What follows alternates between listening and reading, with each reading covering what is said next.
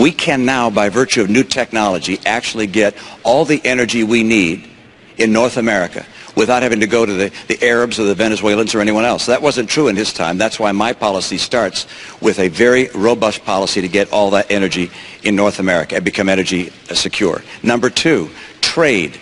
I'll crack down on China. President Bush didn't. I'm also going to dramatically expand trade in Latin America. It's been growing about 12% per year over a long period of time. I want to add more free trade agreements so we have more trade. Number three, I'm going to get us to a balanced budget. President Bush didn't.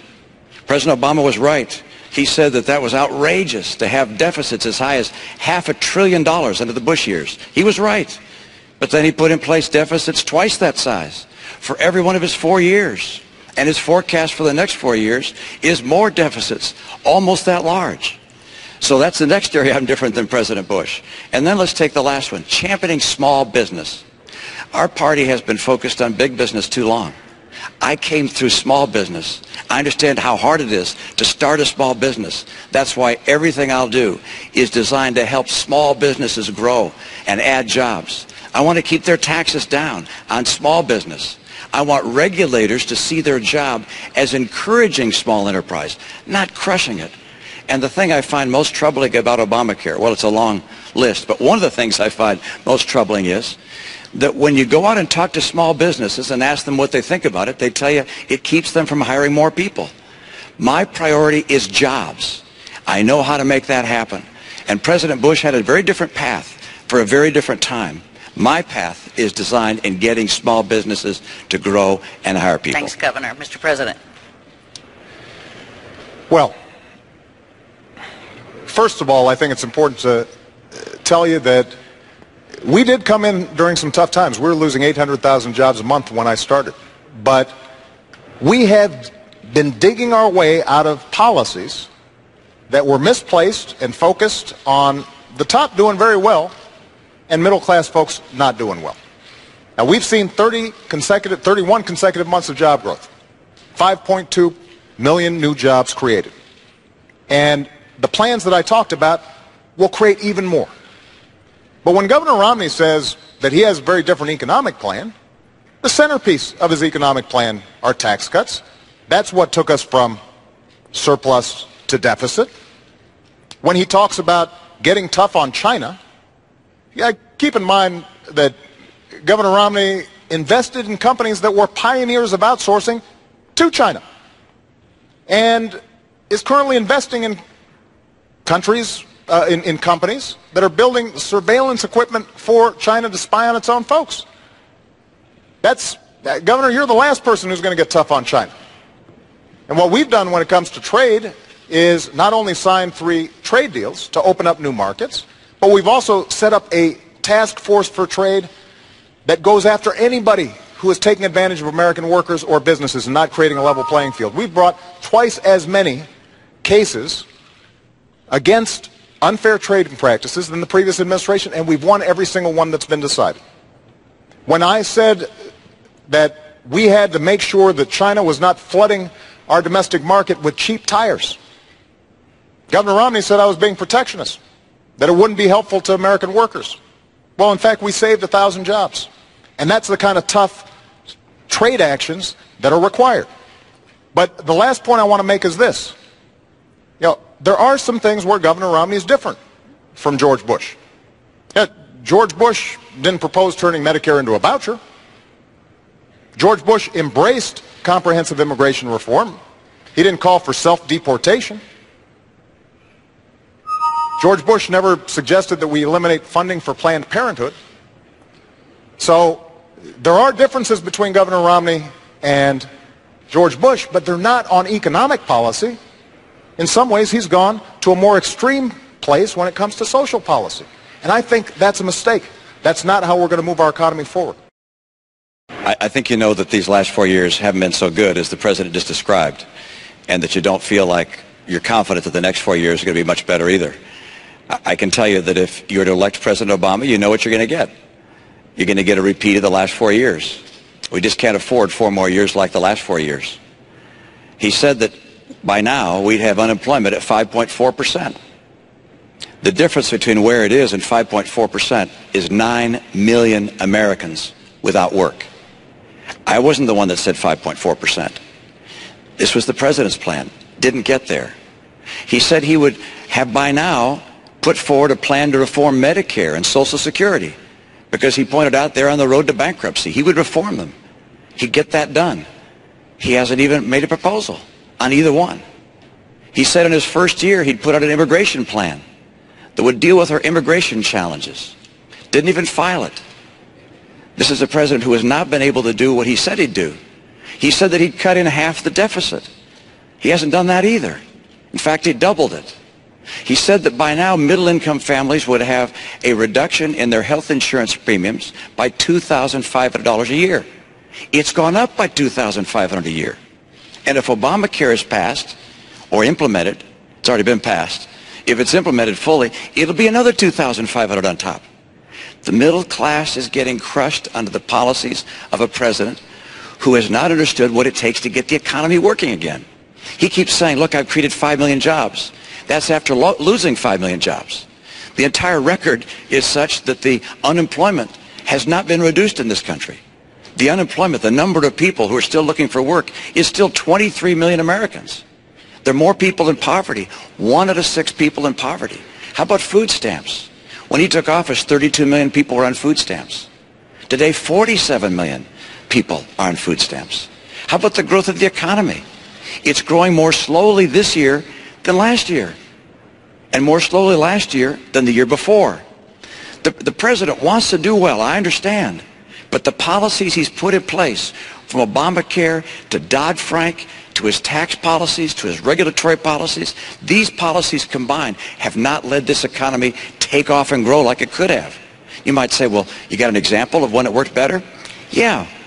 In the Reagan recession, where unemployment hit 10.8%, between that period, the end of that recession, and the equivalent period of time to today, Ronald Reagan's recovery created twice as many jobs as this president's recovery.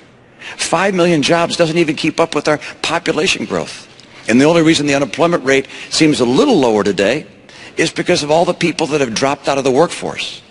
The president has tried, but his policies haven't worked. He's great as a speaker and describing his plans and his vision. That's wonderful, except we have a record to look at. And that record shows he just hasn't been able to cut the deficit, to put in place reforms for Medicare and Social Security, to preserve them, to get us the rising incomes we need. Median incomes down $4,300 a family, and 23 million Americans out of work. That's what this election is about. It's about who can get the middle class in this country a bright and prosperous future and assure our kids the kind of hope and optimism they deserve. We've gone through a tough 4 years. There's no doubt about it. But 4 years ago, I told the American people, and I told you, I would cut taxes for middle-class families. And I did. I told you I'd cut taxes for small businesses, and I have. I said that I'd end the war in Iraq, and I did. I said we'd refocus attention on those who actually attacked us on 9/11. And we have gone after al-Qaeda's leadership like never before, and Osama bin Laden is dead. I said that we would put in place health care reform to make sure that insurance companies can't jerk you around, and if you don't have health insurance, that you'd have a chance to get affordable insurance. And I have. I committed that I would rein in the excesses of Wall Street, and we passed the toughest Wall Street reforms since the 1930s. We've created 5 million jobs, gone from 800,000 jobs a month being lost, and we are making progress. We saved an auto industry that was on the brink of collapse. Now, does that mean you're not struggling? Absolutely not. A lot of us are.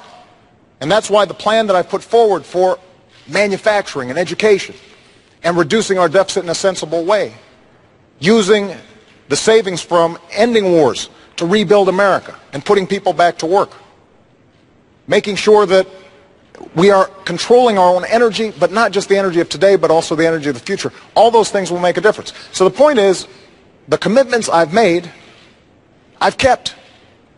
And those that I haven't been able to keep, it's not for lack of trying, and we're going to get it done in a second term.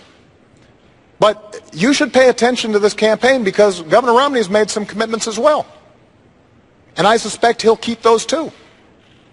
You know, when members of the Republican Congress say we're going to sign a no-tax pledge so that we don't ask a dime from millionaires and billionaires to reduce our deficit so we can still invest in education and helping kids go to college. He said, me too. When they said, we're going to cut Planned Parenthood funding, he said, me too. When he said, we're going to repeal Obamacare, first thing I'm going to do, despite the fact that it's the same health care plan that he passed in Massachusetts and is working well, he said, me too. That is not the kind of leadership that you need, but you should expect that those are promises he's going to keep. Mr. And President, the choice in this election is going to be whose promises are going to be more likely to help you in your life, make sure your kids can go to college, make sure that you are getting a good paying job, making sure that Medicare and Social Security will be there for you. Thank you.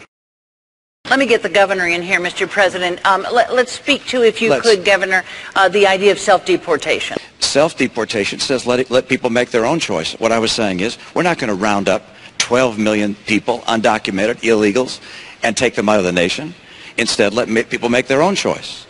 And if they find that they can't get the benefits here that they want, and they can't find the job they want, then they'll make a decision to go a place where they have better opportunities. But I'm not in favor of rounding up people and taking them out of this country. I am in favor, as the President has said, and I agree with him, which is that if people have committed crimes, we've got to get them out of this country. Let me mention something else the President said. It was a moment ago, and I didn't get a chance to, when he was describing Chinese investments and so forth. Candy, hold on a second. Mr. President, I'm still speaking. I'm sorry. Mr. President, why don't you let me finish? I'm going to continue. I'm going to continue. Governor Romney, if you can make it short. See all these people? They've been waiting for you. Could you Just going to make a point. Any investments I have over the last 8 years have been managed by a blind trust. And I understand they do include investments outside the United States, including in Chinese companies. Mr. President, have you looked at your pension? Have you looked at your pension? I've got to say. Mr. President, have you looked at your pension?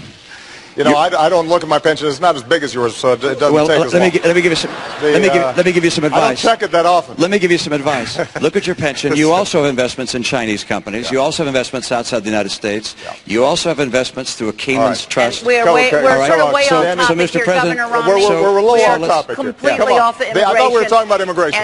I came back to what you spoke about before. I do want to make sure. If I could have you sit down, Governor Romney, thank you. I do want to make sure that we just understand something. Governor Romney says he wasn't referring to Arizona as a model for the nation. His top advisor on immigration is the guy who designed the Arizona law, the entirety of it. Not E-Verify, the whole thing. That's his policy. And it's a bad policy. And it won't help us grow. Look, when we think about immigration, we have to understand there are folks all around the world who still see America as the land of promise.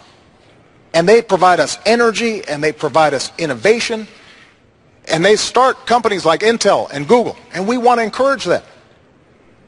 Now, we've got to make sure that we do it in a smart way, in a comprehensive way, and we make the legal system better.